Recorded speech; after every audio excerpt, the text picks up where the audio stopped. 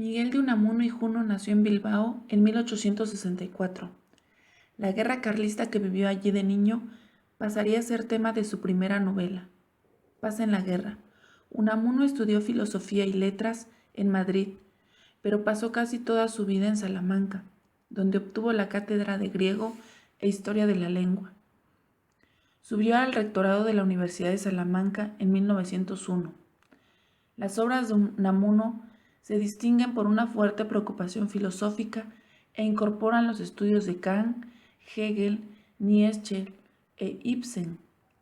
A Unamuno le apasiona toda su vida la filosofía y la historia, sobre todo la filosofía de la historia de España. Fue profundamente religioso, pero se distanció mucho de la ortodoxia cristiana. Además de preocuparse por el futuro de su país, Unamuno mostró una profunda preocupación por su fin personal. La fe es un problema central en su obra, pero no le interesa la fe estática, sino la fe individual y personal. Para Unamuno, el anhelo de Dios y de la inmortalidad eran tan importantes como el aspecto científico, racional del individuo.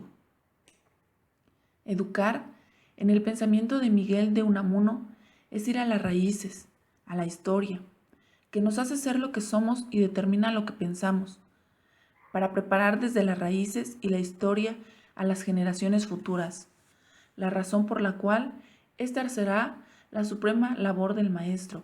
Ir a las raíces requiere conocer nuestro idioma y nuestra historia. Miguel de Unamuno fue un profundo estudioso de la filosofía griega clásica y la influencia del pensamiento helénico en sus ideas filosóficas, políticas, antropológicas y educativas es más que evidente. Unamuno pensaba que la educación es la formación del hombre, misma que se realiza en y por la comunidad. La patria, el pueblo refería a Unamuno.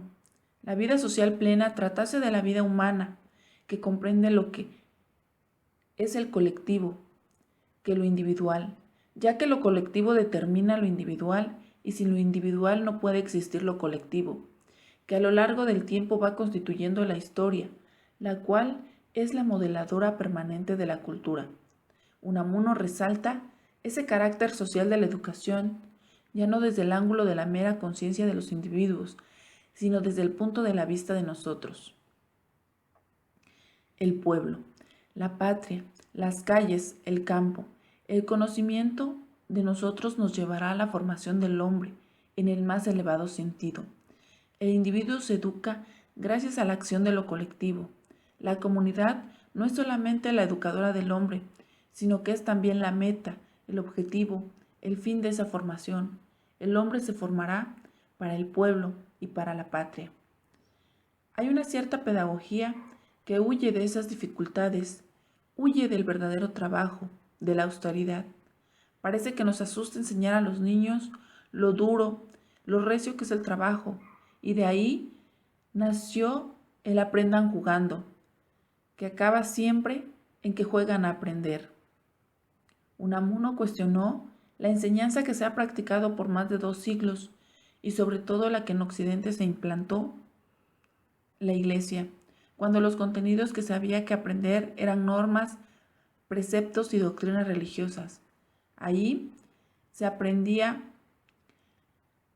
mediante golpes, no se pensaba y se reproducía lo más fielmente posible la verdad relevada. La diferencia de esta enseñanza con la que sucede actualmente está en que los contenidos han cambiado y ahora no se trata de doctrinas religiosas, sino de conocimientos científicos, de nociones históricas, de conocimientos acerca del lenguaje, es decir, una educación enfocada completamente al desempeño laboral, una educación para el trabajo, la cual implica sobre todo sumisión a la autoridad, además del aprendizaje de normas y valores útiles en el ámbito laboral, empresarial e industrial. En pedagogía, lo que debe importar no es tanto cómo se enseña, cuanto lo que se enseña, y no vale la pena de inventar juegos para educar a los niños.